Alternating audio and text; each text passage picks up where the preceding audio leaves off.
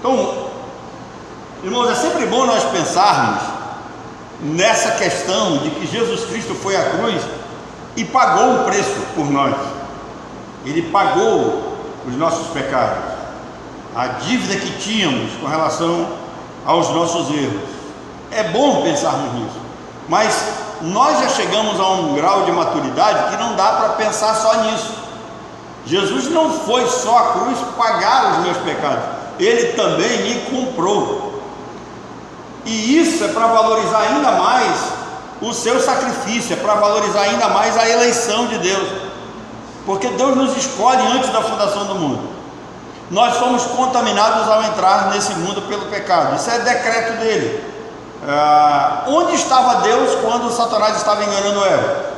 Onde estava Deus quando Eva entrega o fruto para Adão comer? Estava lá presente, viu tudo, tá? Tem um decreto de queda, assim como tem um decreto salvífico sobre a vida de todos os eleitos. Então, Ele nos escolheu, nós entramos nesse mundo, fomos contaminados pelo pecado, e aí me faz lembrar a parábola da pérola de grande valor, né? O sujeito tem um terreno, né? Descobre lá a pérola, e aí ele vende o que tem para adquirir a pérola. E isso nos faz pensar o quanto valor nós temos para Deus. Então Deus nos elegeu, fomos contaminados no mundo, e Deus, por sua graça, faz de tudo para que sejamos salvos aqui. Cristo vai à cruz, então Ele não só paga os nossos erros, os nossos pecados, as nossas falhas, como Ele nos compra, nós somos propriedade exclusiva dele. Agora imagina quando você vai numa feira, num mercado, numa loja, que você vai comprar um bem, você vai comprar alguma coisa, você procura comprar o melhor dentro das suas posses. Então isso deve manter a nossa mente. Deus não só me perdoou, Ele me comprou. Eu tenho um valor muito grande para Ele, porque foi a vida do seu próprio Filho que foi dada em resgate dessa dívida e da minha própria vida. Nesse contexto, né, o apóstolo Paulo, ele escreve aos Romanos, ele está concluindo a carta aos Romanos aqui nos versos 22 e 23, nós vamos nos ater principalmente no verso 22, porque já falamos muito sobre pecado em Romanos 5, né? Pode passar. Nós vamos entender que esse capítulo 6 de Romanos é uma resposta aos críticos da salvação pela graça. Se há uma doutrina que recebe crítica, principalmente por meio dos pentecostais, é a salvação pela graça, porque a salvação pela graça, ela nos garante a vida eterna, e tem um grupo que diz que não, que o crente perde a salvação.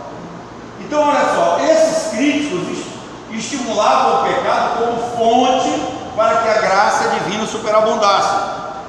Como é que é a situação aí? Eles estavam incentivando, fazendo com que as pessoas pudessem pecar mais, para que a graça de Deus fosse mais abundante. Por quê? Porque o mesmo livro diz que onde abundou o pecado, superabundou a graça. Então eles disseram, então vamos pecar mais, para que a graça seja mais abundante. E aí Paulo vai e diz que não. Na realidade, a intenção desses críticos era transformar a graça de Deus em libertinagem. E isso a Bíblia chama de antinomianismo.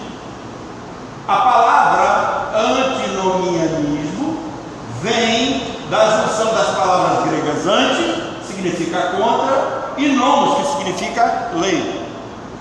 Então, os antinomianos, né, ou antinomianismo, significa contra a lei. Fazendo uma aplicação, significa que na teologia é a crença de que não há mais leis morais a serem obedecidas pelos crentes. Tá? Tem gente que chega a acreditar nisso, que nós não pecamos mais, não temos que obedecer a absolutamente nenhuma das leis morais, e que tudo passou.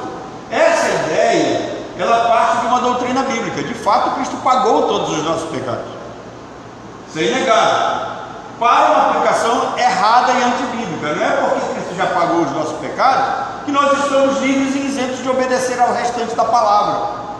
Não, nós somos obrigados a obedecer, e vamos ver por quê.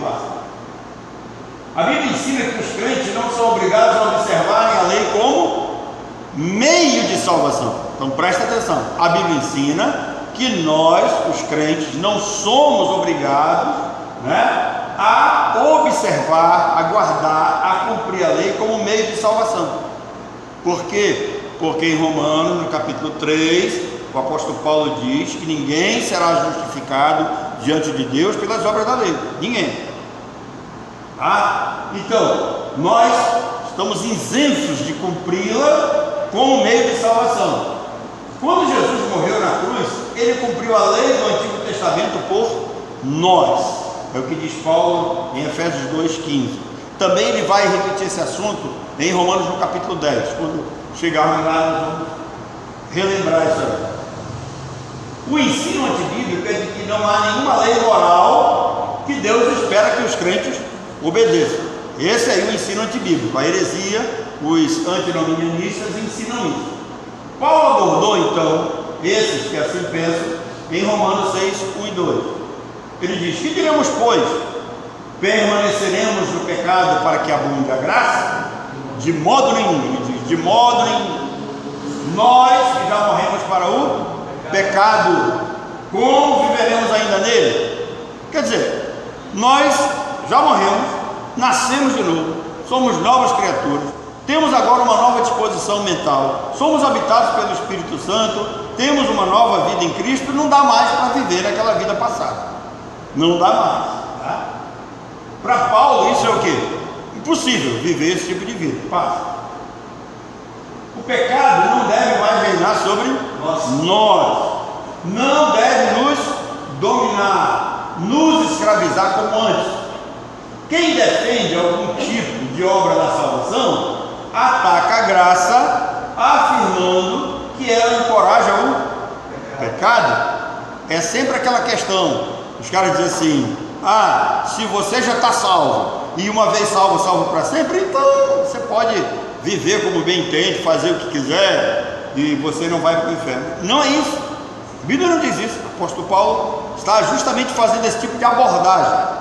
A mesma coisa como aqueles que dizem assim: ah, se já está tudo predestinado, eu não preciso orar. Irmão, nós não oramos porque está predestinado, não. Nós oramos porque a oração é um ato de comunhão com Deus e de necessidade de amor e adoração a Ele.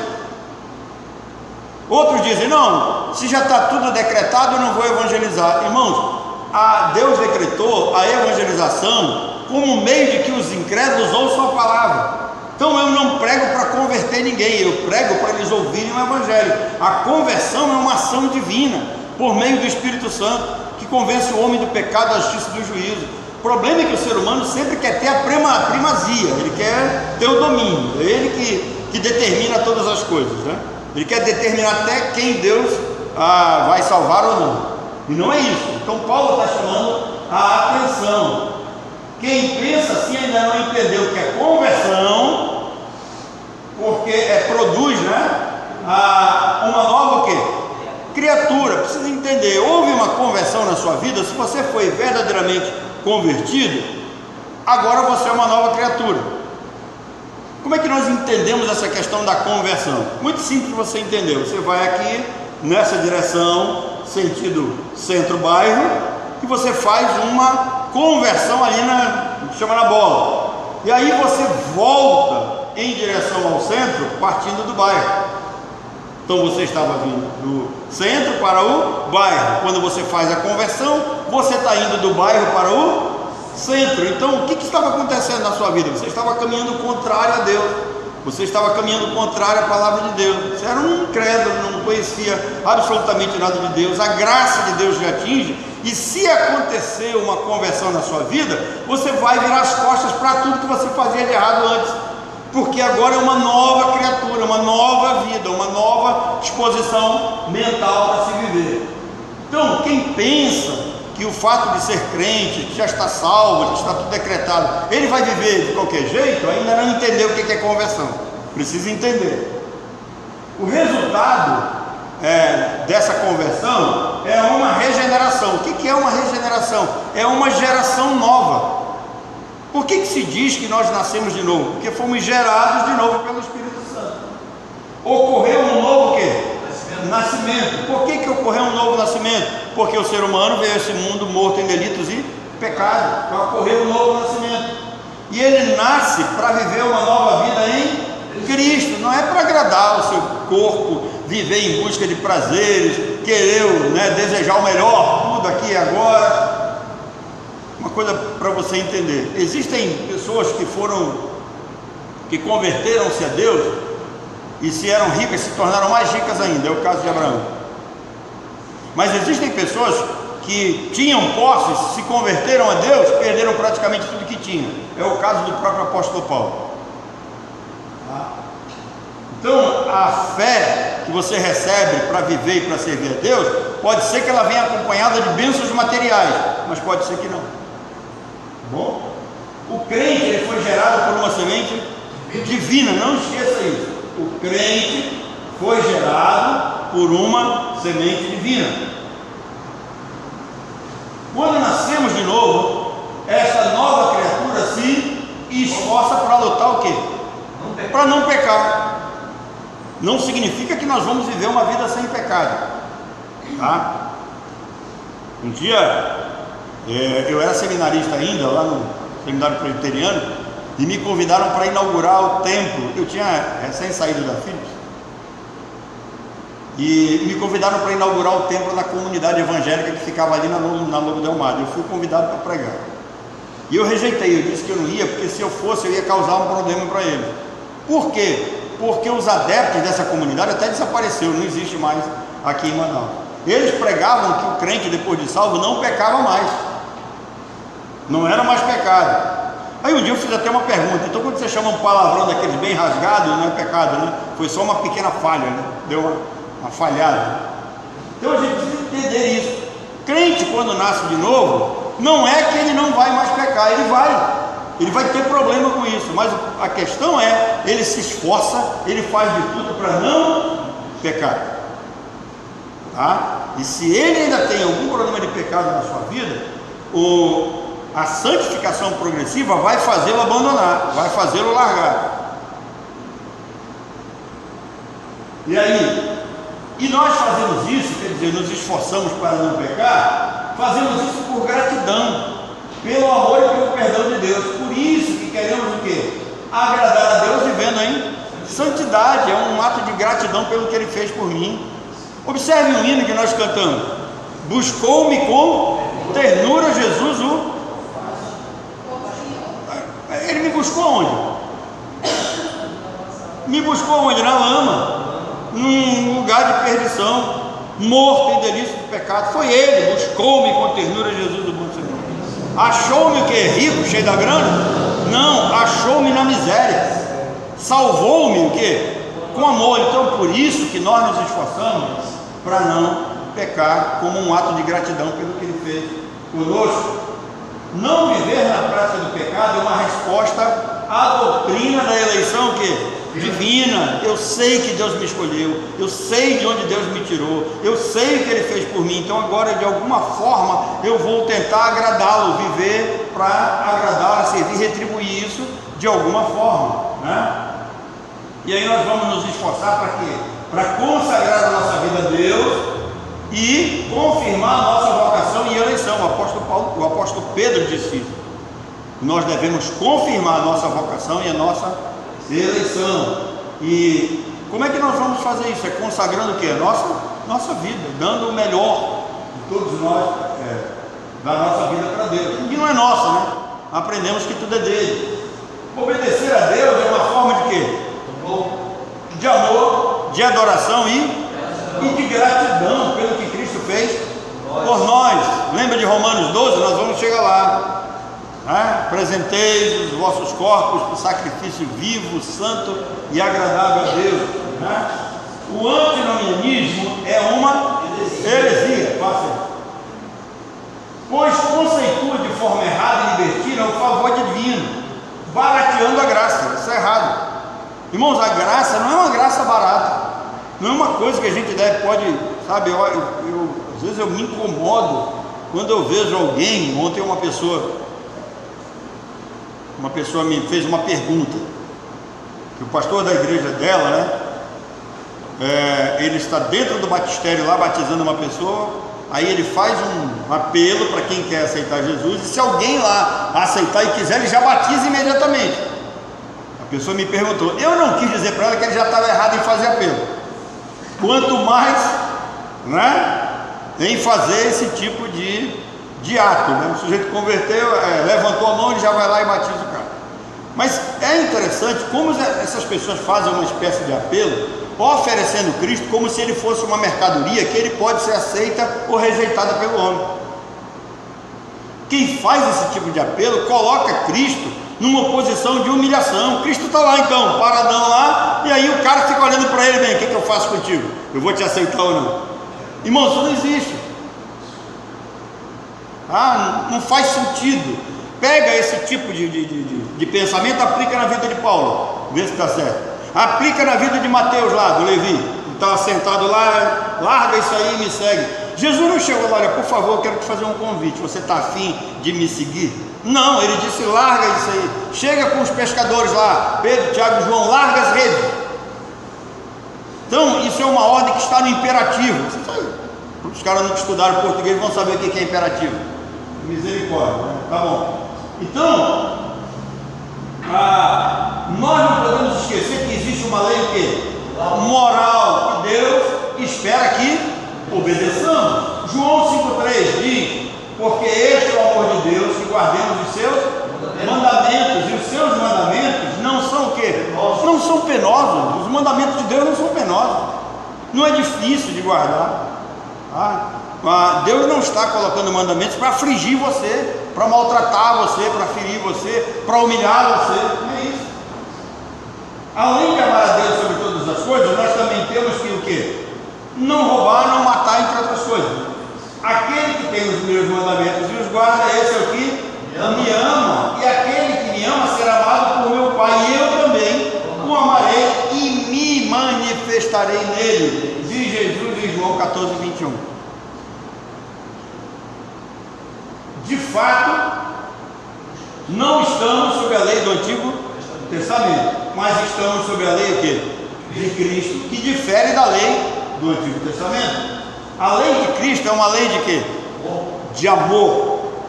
Se amarmos a Deus de todo o nosso coração, tudo faremos para obedecê-lo e agradá-lo. O que Paulo quer que todos os crentes entendam é que não somos salvos por obedecer a lei. Nenhuma pessoa é salva por obedecer a lei. O crente foi salvo para viver segundo os mandamentos e ordenanças de Jesus. Ele não foi salvo por obedecer a lei. Ele foi salvo porque Cristo foi lá na cruz e cumpriu a lei por ele. Tomou o seu lugar na cruz. O argumento principal de Paulo contra a graça barata é que na conversão acontece o quê? Um milagre. Na conversão acontece um milagre. Que milagre que acontece? O crente foi libertado do império das trevas, do poder, do pecado e do mal. Eu conversando com o Emanuel, eu gosto quando ele diz que como é que era a vida dele antigamente, né? Antes de ser convertido. Como é que era? Sempre uma coisa de gastar bebida, muita carne, aquele negócio todo. Parecia que a vida vivia nesse ciclo. Hoje você pensa completamente o contrário. Foi o que aconteceu? Não houve uma mudança? Houve um milagre, entendeu que estava fazendo o que era errado, e agora passa a fazer de tudo para fazer o que é certo, né? Então isso aconteceu com todos nós.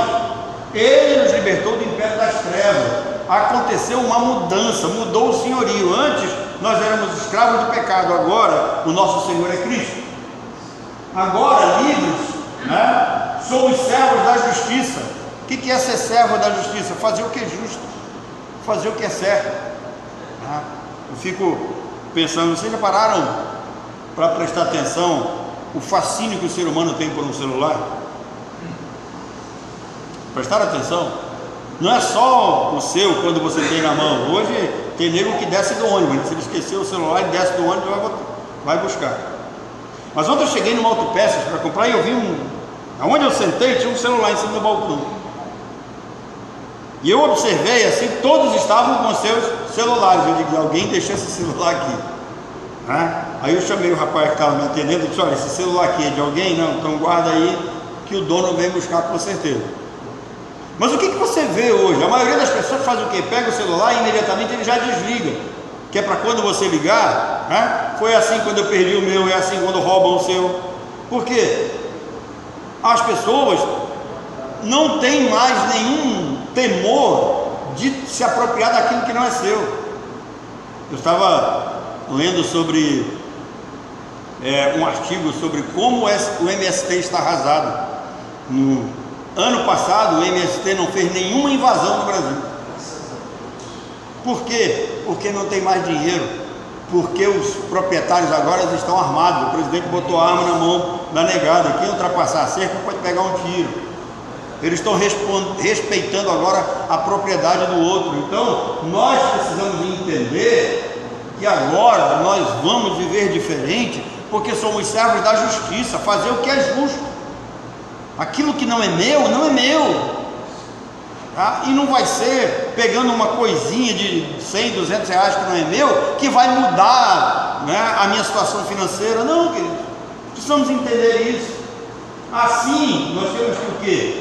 Entender que a graça nos escolheu, nos regenerou, não para fazermos o que queremos, mas o que Deus quer. Assim andaremos em novidade de vida, sob nova direção. Antes nós éramos escravos do pecado, agora escravos de Cristo. Que Deus nos abençoe. Então, ele diz, no verso 19, né? Ele diz: assim como vocês ofereceram os membros de vocês para fazer o que é errado, ofereçam agora para fazer o que é certo e o que é correto. E ele termina esse pensamento dizendo: olha, vocês já foram libertos do pecado. O pecado não reina mais sobre vocês. Vocês não mais são escravos dele. Ele não é mais dono de vocês. Por quê? Porque vocês foram transformados em servos de Deus. Antes vocês serviam o pecado, agora vocês estão servindo a quem? A Deus. E tendes o vosso fruto para a santificação. Tudo aquilo que eu pensar, que eu produzir, que eu buscar, deve ser em busca de uma santificação progressiva, em busca de chegar a uma estatura que a nossa base é Cristo. E ele diz: tende e por fim a vida eterna, tá? Então, que Deus nos abençoe. Alguma pergunta?